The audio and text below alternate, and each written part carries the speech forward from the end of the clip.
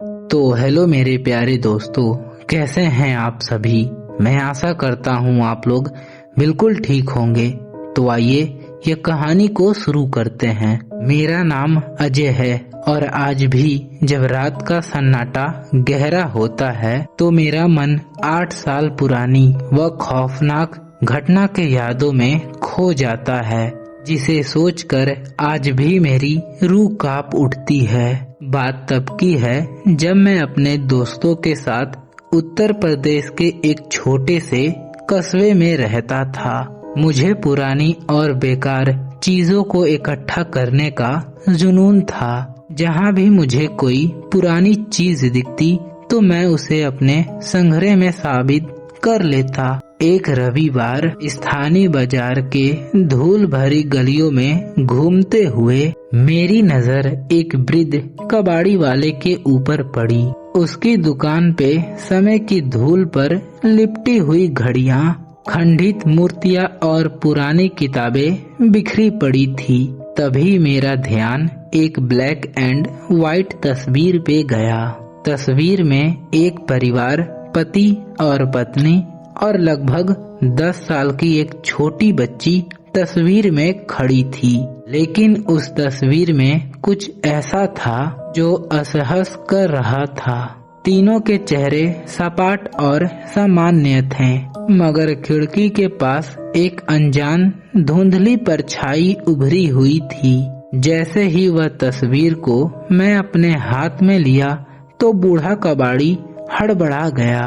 उसकी आंखों में एक अजीब सी दहशत थी।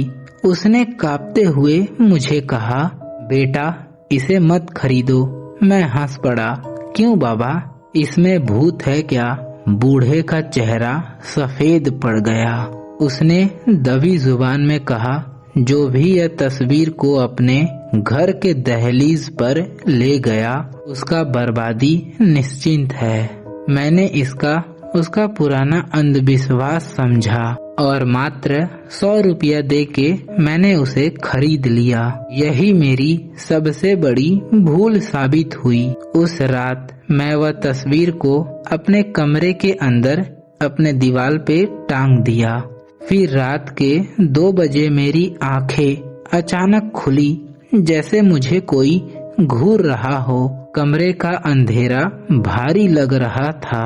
मैंने मोबाइल की टॉर्च जलाकर तस्वीर की ओर देखा तो मेरा दिल धड़कना भूल गया। तस्वीर में वह खड़ी लड़की का चेहरा अब सीधा नहीं था, वह मेरी तरफ मुड़ा हुआ था।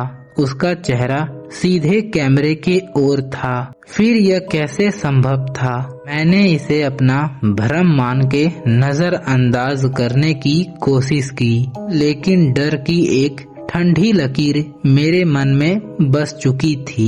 अगले दिन उत्सुकता और डर के मारे मैं वह तस्वीर का फोटो खींचकर अपने दोस्त रोहित के पास भेजा। फिर शाम को रोहित का फोन आया। उसकी आवाज में एक अजीब सी घबराहट थी। अजय, यह तस्वीर तुम्हें कहाँ से मिली? क्यों, क्या हुआ? मैंने पूछा तो रोहित कांपती हुई आवाज में बोला, जब तुमने मुझे फोटो भेजी थी तो उसमें 3 लोग थे, लेकिन अभी इस फोटो में 4 लोग हैं। मेरे हाथ से फोन छूटते छूटते बचा। मैंने अपनी गैलरी खोली और जूम किया। रोहित सच कह रहा था। खिड़की वाली परछाई अब पहले से कई ज्यादा साफ थी। उसका चेहरा इंसानी नहीं था। कोयले जैसी काली आंखें, फैला हुआ मुंह और एक ऐसी भयानक मुस्कान जिसे देखकर अच्छे लोगों का रोंगटे खड़े हो जाएं। उस रात मुझे नींद नहीं आई। रात के 3 बजे मेरे कमरे में किसी के चलने की मुझे आवाज सुनाई दी, जैसे कोई नंगे पैर फर्श पे चल रहा हो। फिर मैंने हिम्मत जुटा के लाइट जलाई तो मैं देखा कि वह तस्वीर फर्श पे पड़ी थी, जबकि मैं उसे दीवार पे कील से टांगा था। तस्वीर उठाते ही मेरी नजर उसके पीछे की धूल पे गई, जहाँ कुछ शब्द लिखे थे, इसे मत जगाना, अगले दिन मैं उस कबाड़ी वाले के तलाश में निकला, लेकिन वह जगह खाली थी। आसपास के लोगों ने बताया कि वह कबाड़ी वाले की तो 5 साल पहले ही मौत हो चुकी है। मेरे पैरों तले जमीन खिसक गई। अगर वह मर चुका था तो वह व्यक्ति कौन था जिसने मुझे वह श्रापित चीज बेची थी। मैंने तस्वीर को घर से दूर फेंक दिया। मुझे लगा कि सब कुछ खत्म हो गया, लेकिन असली नर्क तो अभी शुरू हुआ था। रात को मेरे दरवाजे पर दस्तक हुई, ठक ठक ठक। फिर मैंने दरवाजा खोला, पर बाहर कोई नहीं था, लेकिन फर्श पर वही तस्वीर रखी हुई थी। मैं चीख पड़ा। अब तस्वीर बदल चुकी थी। परिवार के सदस्य गायब थे। केवल वह लड़की और उसके पीछे खड़ी वह काली आकृति थी। लड़की की आंखों से खून बह रहा था।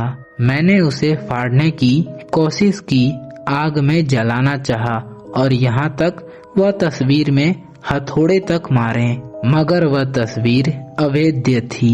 फिर उस रात वह लड़की मेरे सपने में रोते हुए आई और मुझे बोली उसने मेरे परिवार को मार दिया।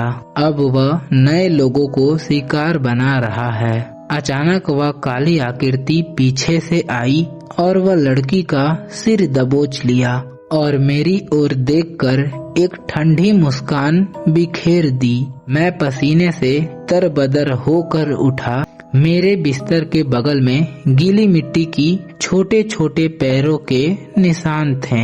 मैं टूट चुका था और मैं मदद के लिए एक तांत्रिक के पास गया। तस्वीर देखते ही वह तांत्रिक का चेहरा उतर गया।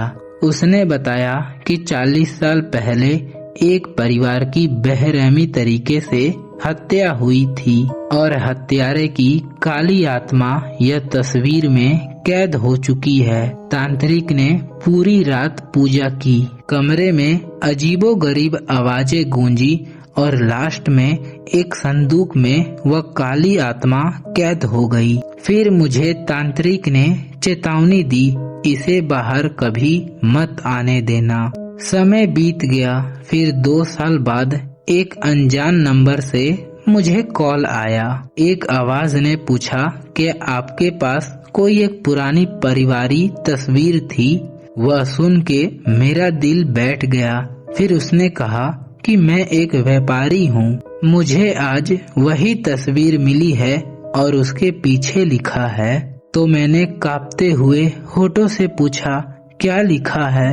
खामोशी के बाद जवाब आया, इसे मत जगाना। फिर फोन कट गया तो मैंने दोबारा कॉल किया तो वह नंबर अस्तित्व में नहीं था। आज भी जब हवा खिड़की से टकराती है या परछाई हिलती हुई महसूस होती है तो मुझे वही काली आकृति याद आती है। मुझे लगता है कि वह अभी भी कहीं है, किसी ऐसे इंसान के तलाश में जो गलती से वह तस्वीर को अपने घर लाए। तो आप लोग सावधान रहें। कुछ चीजें इतिहास के पन्नों में दफन रहे तो ही अच्छा है। तो यह कहानी अब यहीं पे समाप्त होती है। कहानी आप लोगों को कैसा लगा आप लोग मुझे कमेंट बॉक्स में जरूर बताएं, ताकि मैं अगला कहानी इससे भी डरावनी ला सकूं। और आज के लिए इतना ही। मिलते हैं नेक्स्ट वीडियो में। Bye bye.